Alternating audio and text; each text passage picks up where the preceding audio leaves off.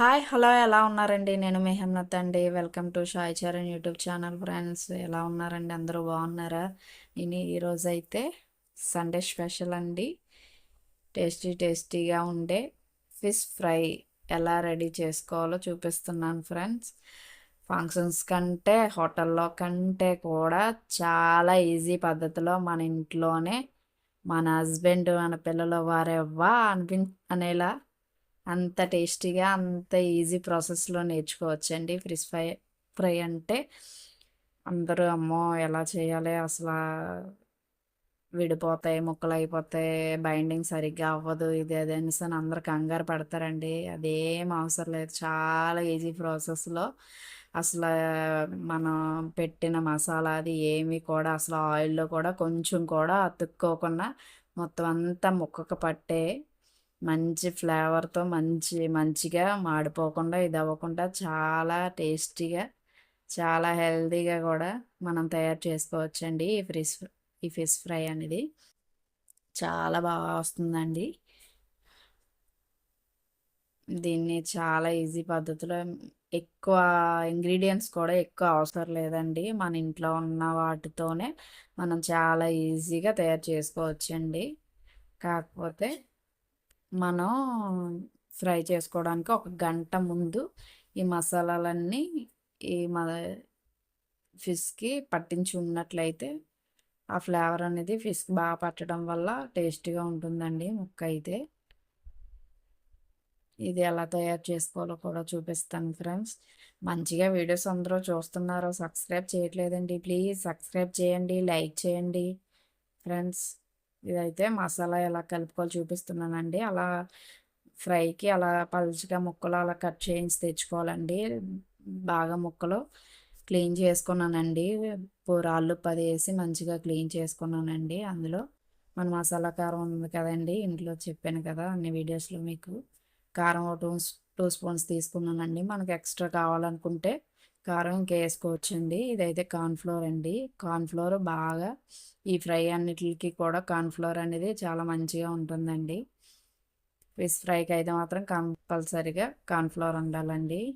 ఒక నిమ్మకాయ వేసుకున్నానండి. టేస్ట్కి చాలా బాగుంటుందండి నిమ్మకాయ. అది నీచు స్మెల్ అనేది రా లేకుండా ఉంటుంది. ప్లస్ కొంచెం పుల్లగా ఉండి కొంచెం టేస్ట్ బాగుంటుందండి.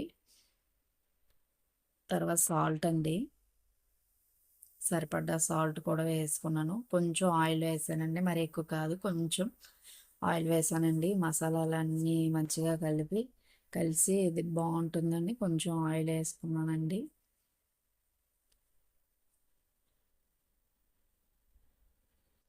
ఒక ఎగ్ పగలగొట్టుకున్నానండి.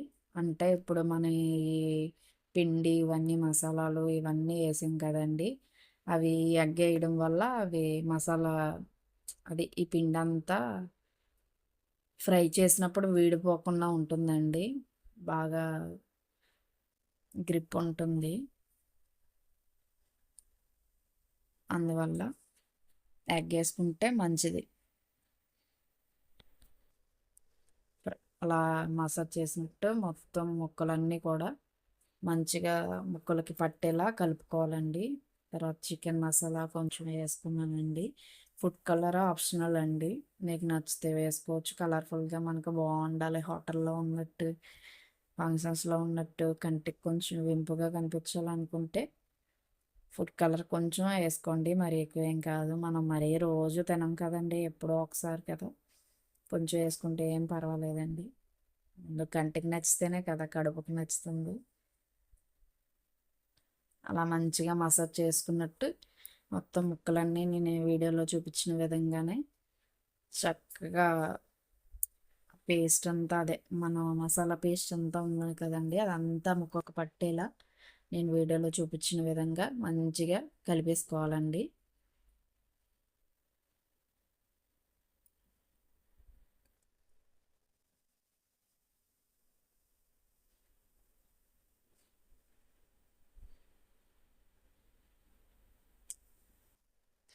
మన హోటల్స్లోని ఫంక్షన్స్లో అయితే మీరు గమనించండి, ఈ ఫ్రై వేరేలా ఉంటుంది. ఫంక్షన్స్లో అయితే చాలా ఎక్కువ ఎక్కువ ఫ్రై చేసేస్తారండి. మనం అంత ఎక్కువ ఫ్రై చేయం.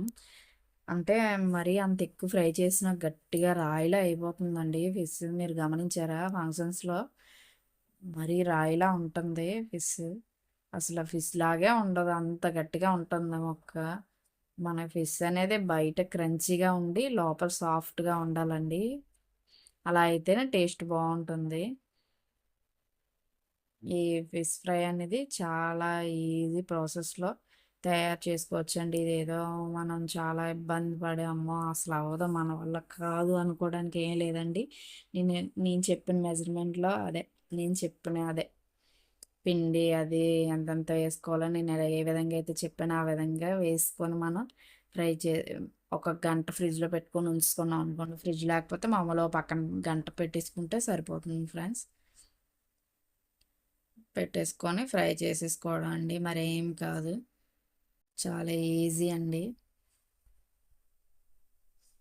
కాకపోతే మనం ఫ్రై చేసుకున్నప్పుడు మరీ హైలో ఉండకూడదు. మరీ సిమ్‌లో ఉండకూడదండి. సిమ్‌లో ఉంటే ఆయిల్ పీల్చేస్తాయి.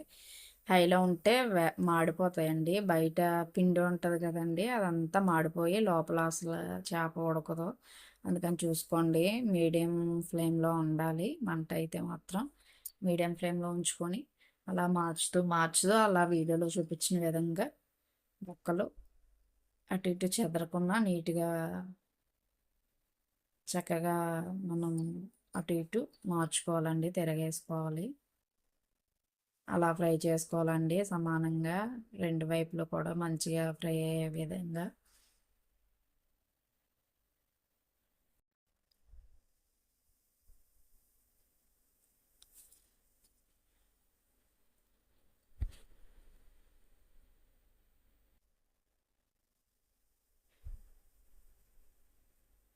ఇవి 2 డేస్ కూడా పాడవ్వండి. చాలా టేస్టీగా ఉంటాయి ఫ్రెండ్స్. మనం తినే ముందు ఫ్రై చేసుకుంటే కొంచెం క్రంచీగా ఉంటాయి. మరి మనం మధ్యాహ్నం తింటానే మార్నింగే ఫ్రై చేసేసుకుంటే అవి కొంచెం సాఫ్ట్ అయిపోతాయండి. మరీ మెత్తగా ఉంటాయి. మరీ తినడానికి అంత బాగోదు. వేడి వేడిగా మనం అప్పటికప్పుడు ఎప్పుడైతే మనం తినాలనుకుంటున్నామో అప్పుడు అలా ఫ్రిడ్జ్‌లో నుంచి తీసి మంచిగా ఫ్రై చేసుకున్నాం అనుకో, చాలా టేస్టీగా ఉంటదండి ఈ ఫ్రై అనేది. చాలా బావుంటుంది ఫ్రెండ్స్. ఈజీగా మన ఇంట్లోనే హోటల్‌లో కంటే, ఫంక్షన్స్‌లో కంటే కూడా సూపర్‌గా ఉన్నటువంటి ఫిష్ ఫ్రై రెడీ చేసుకోవచ్చండి.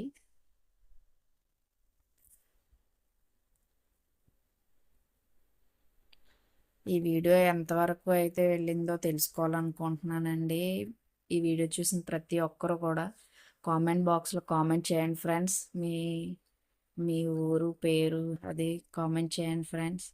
ఎంతవరకు నా వీడియోస్ రీచ్ అవుతున్నాయో తెలుస్తుంది కదండీ. ప్లీజ్